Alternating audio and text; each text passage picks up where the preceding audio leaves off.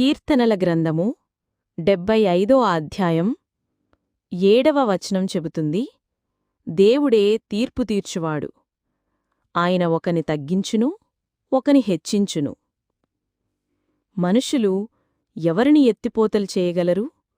ఎవరిని తగ్గించగలరు? కాని చివరికి అసలు అధికారం దేవునిదే.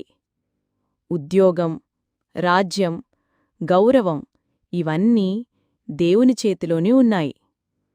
బైబిల్లో ఒక శక్తివంతమైన ఉదాహరణ ఉంది. నెబుకద్నేజరు అనే రాజు ఒకరోజు తన గర్వంతో అన్నాడు, ఈ మహారాజ్యాన్ని నేను కట్టించుకున్నాను.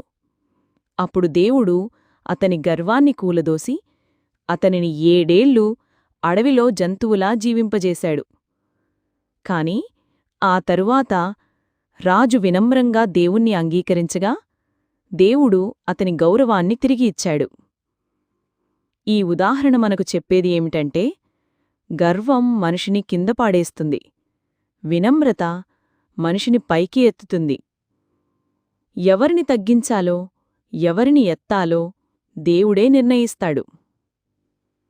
అందువల్ల మనం ఎల్లప్పుడూ దేవుని ముందు వినమ్రంగా ఉండాలి. ఎందుకంటే ఎత్తిపోసేది ఆయనే, తగ్గించేది కూడా ఆయనే. మన జీవితాలను పూర్తిగా ఆయనకు అప్పగిస్తే ఆయన సమయానికి మనలను హెచ్చిస్తాడు.